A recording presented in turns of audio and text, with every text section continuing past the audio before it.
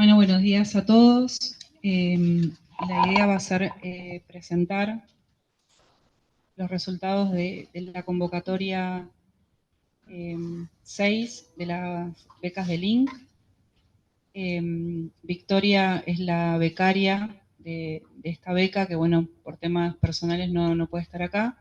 Así que en la hoja de ruta vamos a hablar en la primera parte de factores predictores de mortalidad, que lo voy a exponer yo, y en la segunda parte, calidad de vida post-terapia intensiva, que forman parte del mismo trabajo, la licenciada Leticia Peralta.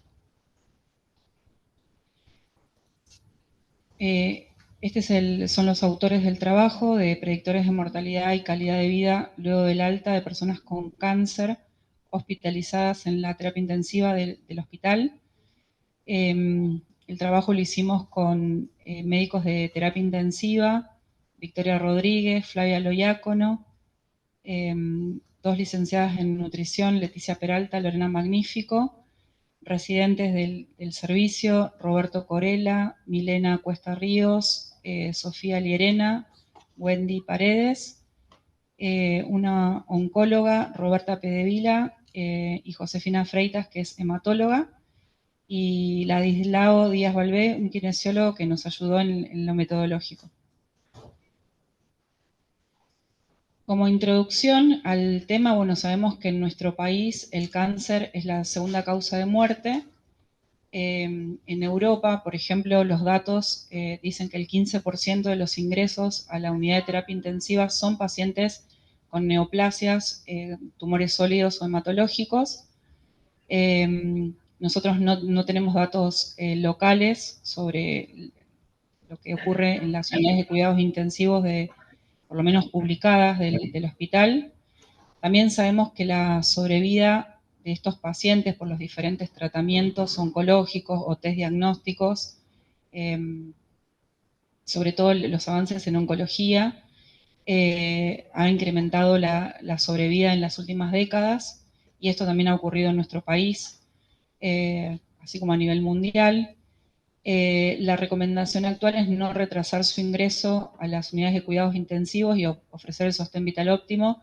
Esto por ahí parece como muy claro, pero si uno se remonta a trabajos de la década del 90, se cuestionaba mucho el ingreso de los pacientes con cáncer a las unidades de cuidados intensivos. Actualmente eso no ocurre.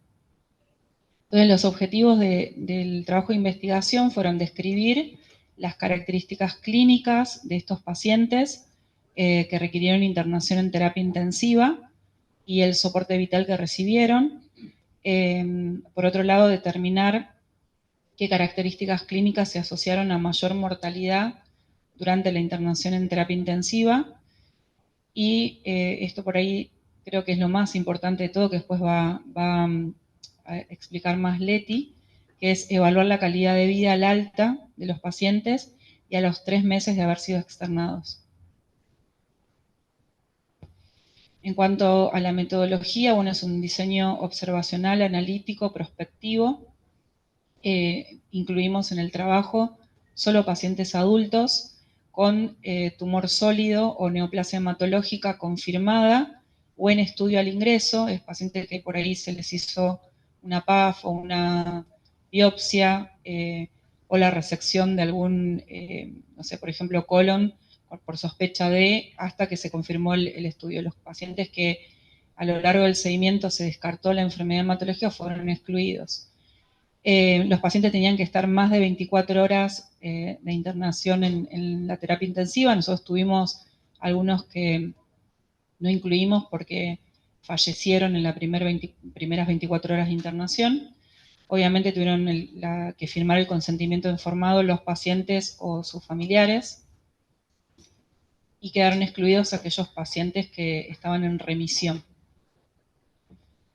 Las variables que nosotros registramos fueron aquellas relacionadas a la enfermedad oncológica, como el tipo de tumor, el estadio, si tenían metástasis al momento del ingreso, o si era una recaída de la enfermedad, por ejemplo. También las relacionadas al estado de salud previo, se registró el score de Charlson, el performance status, que habla sobre las limitaciones que tiene el paciente o no antes de su internación, y el Nutri-Score. También se registraron variables relacionadas a la enfermedad crítica, como por ejemplo la necesidad de ventilación mecánica, scores de severidad como el Apache, el SOFA, el SAPS-2, la necesidad de diálisis y todo lo que tenga que ver con la calidad de los cuidados enfocados en eventos adversos, como por ejemplo escaras, infecciones asociadas al cuidado de la salud. En ese punto los dividimos en IACS y shock séptico, o sea, había pacientes que tenían IACS, pero que desarrollaron shock séptico por esa infección. Y esas serían las variables más relevantes que registramos. El periodo de recolección de datos fue de enero del 2021 a julio del 2022, y en realidad se dejó de recolectar porque llegamos al N calculado, y el protocolo fue aprobado por el Comité de Ética del Hospital. La recolección de datos se hizo mediante un formulario en papel, que luego se pasó a una base de datos en Excel, y también se hizo una entrevista personal al alta o por llamado telefónico, porque justo también el trabajo se desarrolló, como ustedes ven las fechas, en la pandemia. No por ahí en la parte más grave de la pandemia, pero estábamos todavía con restricciones.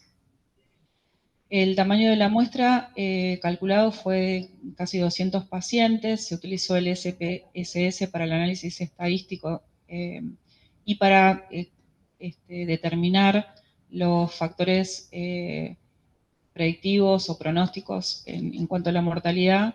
Se realizó una comparación bivariada y una regresión logística.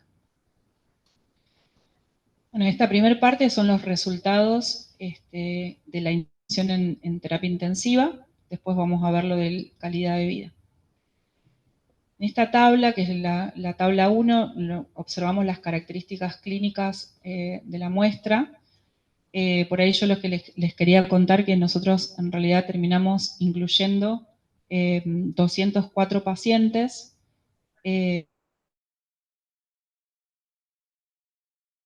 Daron el 66% en comparación a los tumores hematológicos, que fueron un 33%.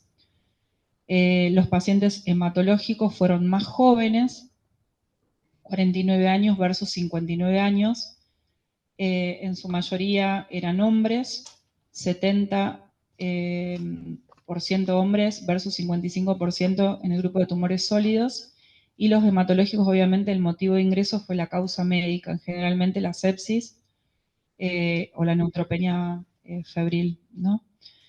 En los tumores sólidos predominó la patología quirúrgica. En un 80% de los tumores sólidos eran posoperatorios, muchos de emergencia y algunos programados. Bueno, en esta tabla lo que podemos ver nosotros es la comparación de diferentes variables en relación a si los pacientes sobrevivieron o no a la internación en terapia intensiva. Entonces, de las variables, porque, por ejemplo, podemos ver que los pacientes que tuvieron tumores hematológicos tuvieron mayor mortalidad que los tumores sólidos, ¿sí? Otro dato por ahí relevante, que acá no, digamos, los valores de P, la mayoría no son significativos. Perdón. También lo que podemos ver como algo llamativo es el performance status, que si ustedes ven, el gran porcentaje tenía un ECOG de 0 y 1, que eso habla que los pacientes no venían con severo deterioro previo a la internación en terapia intensiva.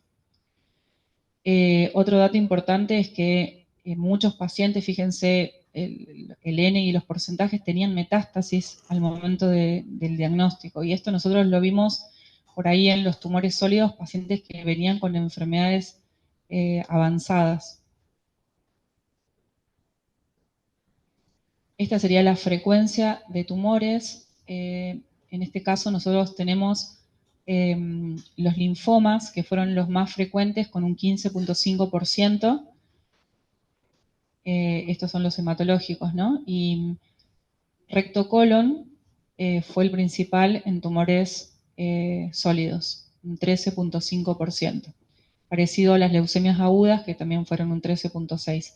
Después hubo otras patologías oncológicas que por ahí nosotros no solemos ver en terapia intensiva y que nos preguntábamos si tenía que ver con la pandemia. Por ejemplo, ingresamos tumores de cuello de útero, tumores de mama, que creo que esos son los que menos vemos en terapia intensiva. Por ahí estamos más acostumbrados a vejiga, todas las cirugías comando que son cavidad oral y laringe, no sé, pulmón, es algo que por ahí solemos ver, no es tan frecuente, pero nos llamaba la atención mama y cervix. Esta es la continuación de la tabla 1. Acá también hay una diferencia en cuanto a sobrevivientes y no sobrevivientes. Por ejemplo, en cirugía de urgencia, perdón, otra vez se me pasó. Ingreso médico, ingreso por COVID. Nosotros tuvimos 21 pacientes con COVID y cáncer durante la pandemia y fíjense que 19 de 21 fallecieron, o sea, un porcentaje altísimo. Después también en esta tabla comparativa encontramos diferencias en cuanto al Apache, entre sobrevivientes y no sobrevivientes, el SAPS, el SOFA, el Nutri-Score, la necesidad de ventilación mecánica, la necesidad de soporte vasopresor, ¿sí? Hemodiálisis, pacientes que presentaron como complicación infecciones asociadas al cuidado de la salud, pacientes con shock séptico, esos pacientes tuvieron más mortalidad. Cuando hicimos el análisis multivariado, lo que encontramos fue que, si bien el valor de P era significativo en varias de los datos que nosotros habíamos registrado, en el univariado, que lo que hace es sacar los confundidores, lo que encontramos como significativo es la necesidad de ventilación mecánica, el shock séptico como complicación, digamos, de la infección asociada al cuidado de la salud. Esos pacientes tenían mayor mortalidad, el ingreso por COVID, obviamente, y de los scores de severidad, ni el SOFA ni el Apache estuvieron relacionados a mayor mortalidad, y sí el SAPS-2. En esta segunda parte, lo que es calidad de vida post-terapia, bueno, les va a contar Leticia. Bueno, buen día a todos. Bueno, antes de ver nuestros resultados, me parecía importante que recordemos y sepan qué tomamos nosotros como definición de calidad de vida, ¿no? Que es la percepción que tiene la persona sobre su posición en la vida dentro del contexto cultural y sistema y que es un concepto amplio. Esta es la definición de la Organización Mundial de la Salud, y también es importante tener en cuenta que puede ser evaluada en forma subjetiva y puede ser también evaluada en forma objetiva. Nosotros acá en este trabajo lo que hicimos fue desde la percepción del paciente, ¿sí? Del aspecto subjetivo. ¿Y por qué nos pareció importante medir la calidad de vida? Como les dijo Judith, cada vez son más el número de pacientes oncológicos que ingresan a la unidad de cuidados intensivos, y esta recomendación de no retrasar el tratamiento, ¿sí? el sostén vital. Pero sabemos también que la estancia hospitalaria, y sobre todo en la terapia, tiene un impacto sobre la esfera no solamente física, sino también psíquica, cognitiva, psicológica, y también de la familia del paciente, con lo cual quisimos evaluarlo. Y tenemos que recordar, y esto se empezó a estudiar mucho en los últimos años, todo lo que es el síndrome post-terapia intensiva, sobre todo porque ya sabemos que sobrevivir a la enfermedad crítica no es un sinónimo de recuperación. ¿Cómo hicimos para evaluar la calidad de vida?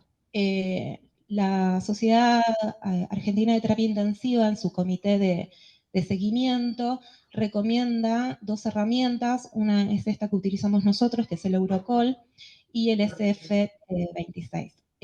Debido a que tenemos datos para poder comparar de otras unidades de terapia intensiva con el Eurocall, decidimos utilizar esta, que es una, para los que no la conocen, es una encuesta que está estructurada, que tiene 5 variables, que incluyen la movilidad, el cuidado personal, las actividades cotidianas, el dolor y el malestar, la ansiedad y la depresión. Y a cada una de estas esferas, el paciente las hace, describe como sin problema, algún problema o incapaz, ¿sí? Puede clasificar en cada uno de estos. Tengamos en cuenta que también hay este instrumento está validado para la población argentina, también por eso lo usamos, y también está compuesto por una escala que se llama la escala visual análoga, en donde el paciente puede referir cómo su estado de salud en ese momento, siendo el 0 el peor estado de salud que se puede imaginar y 100 el mejor. Bien, ¿qué es lo que encontramos? Del total de pacientes que se evaluaron en la terapia intensiva, pudimos hacer al alta 93 para poder hacerles la encuesta. Fíjense, bueno, que son parte de los datos que mencionó Judith, pero quiero volver a remarcar esto que había mencionado, en que en el COG, ¿sí? La mayoría, casi más del 70% en realidad, estaba dentro de lo que es 0 y 1. Eso representa que no tienen limitaciones previos a la terapia intensiva. De los sobrevivientes, la mayoría los que egresaron fueron de tumor de recto colon, leucemia, tumores renales, del sistema nervioso central, linfoma, mama, pulmón, y entre otros. Y a los 3 meses se le volvió a hacer este cuestionario a los pacientes. Pudimos contactarnos con 52 pacientes nada más por vía telefónica, y un 17% del resto de los pacientes habían fallecido. Cuando dividimos cada una de las esferas que evalúa este instrumento, se los grafiqué en lo que es cada esfera según al momento del alta y a los 3 meses. Si vemos lo que es la movilidad al alta, 34, esto está expresado no en porcentaje, sino en N, ¿sí? 34 de los pacientes referían que tenían algún problema de movilidad. A los 3 meses, cuando se les vuelve a consultar, esos problemas habían bajado y habían aumentado los que referían no tener problemas en relación a la movilidad. Fíjense que los que se sentían incapaz o con dificultad severa, al alta habían sido 16, que también redujo el número a 5 a los 3 meses. En relación al cuidado personal, también encontramos mejorías. Fíjense que al alta 33 pacientes referían algún tipo de problema y a los 3 meses estos valores disminuyeron, aumentando los que referían no tener problemas. En relación a las actividades cotidianas, la mayoría al alta se sintió incapaz o disminución muy severa de las mismas. Esto disminuyó drásticamente a los 3 meses, sin embargo, no se encontraron muchos aumentos en relación a los que referían no tener problemas.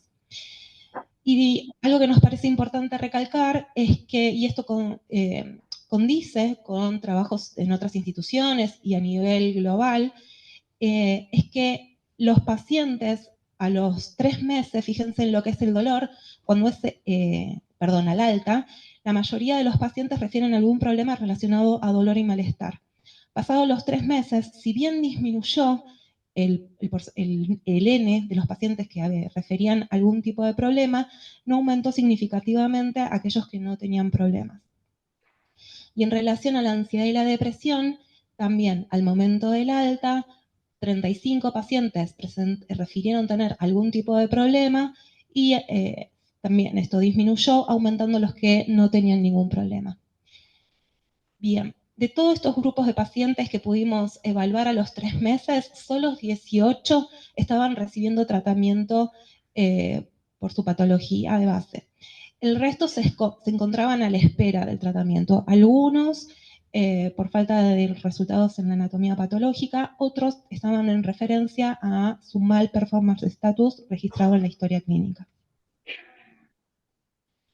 Y como les dije, el Eurocall tiene una escala visual análoga en donde el paciente hace referencia a cómo siente su estado de salud en el momento de que se le entrevista. Al momento del alta, los pacientes referían que estaban en un 50% de su estado de salud, ¿sí? Y esto mejoraba a los 3 meses, los pacientes nos referían en promedio un 70%. Esto también condice con la bibliografía, esto tiene diferencias significativas, y son valores muy similares a otras terapias dentro de Latinoamérica. Bueno, ahora finalizamos con la discusión y las conclusiones. Bueno, la mayoría de la muestra está compuesta por una población joven, eso por ahí es un dato relevante con comorbilidades, pero tienen un buen estado funcional. El tumor sólido más frecuente, como les dije previamente, fue el de colon recto, que sabemos que es una enfermedad prevenible en el primer nivel de atención. Nosotros pensamos que la presencia de pacientes con tumores de colon, mama, cervix y pulmón podría deberse a las fallas en la prevención y la detección precoz asociados a la pandemia. Creo que eso fue lo que ocurrió a nivel mundial. La mortalidad observada, que fue el 45% aproximadamente, fue similar a la reportada por otros autores. Nosotros cuando hicimos el cálculo del N utilizamos una mortalidad de 21%, que es lo que está publicado en el único trabajo en Latinoamérica, que es un trabajo brasilero del 2010, y en realidad es muy diferente la población, ¿no? Porque está compuesta casi en su totalidad por tumores sólidos, y nosotros creemos que nuestra mortalidad tiene que ver más con la presencia de una población mayor de pacientes con enfermedad hematológica y obviamente pacientes con COVID. La mortalidad en la terapia intensiva se asoció de manera independiente a la necesidad de ventilación mecánica, shock séptico y al puntaje del SAPS-2, y con la enfermedad por COVID-19. Esos son los predictores de mortalidad que nosotros encontramos, que tanto la ventilación mecánica como el shock séptico son predictores que también están publicados en otros papers, pero por ahí dentro de los scores, el Apache o el SOFA fueron scores que también estaban publicados en otros y nosotros no lo encontramos como significativo. Y bueno, la enfermedad por COVID, hay un trabajo grande que tiene mucho más pacientes con cáncer y COVID, y bueno, sí, hay una asociación de mayor mortalidad en esta población.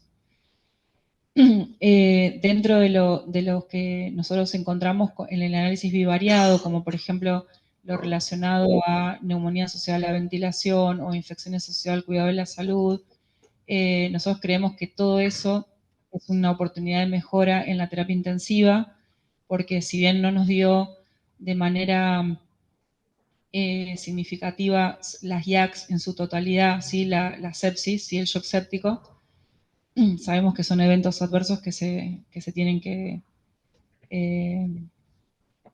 mejorar, ¿no? O sea, tratar de disminuir las infecciones.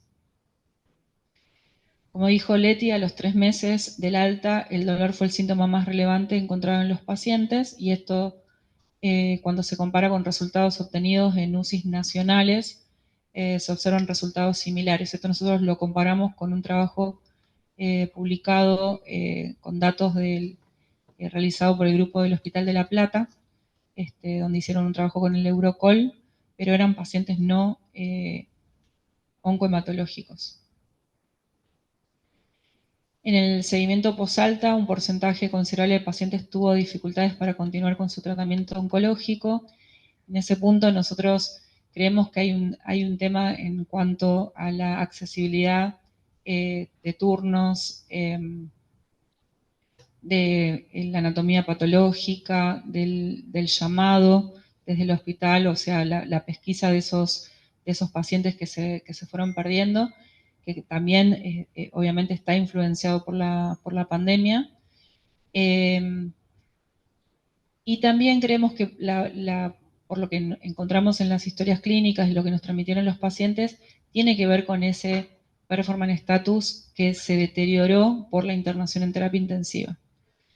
En ese punto, esto ya hace casi 2 décadas que a nivel internacional se habla del rol del intensivista en el seguimiento post-alta de los pacientes, porque los pacientes salen con una enfermedad que por ahí los demás especialistas no conocen, que es el síndrome post-terapia intensiva, en donde se le agrega la polineuropatía, el tema de las lesiones por presión, todo lo que tiene que ver con la movilidad, la desnutrición, con lo cual esta población vulnerable, por su enfermedad, por su contexto social y por la internación en terapia intensiva, nosotros creemos que el seguimiento post-internación podría tener un impacto significativo como se ha demostrado en otras poblaciones.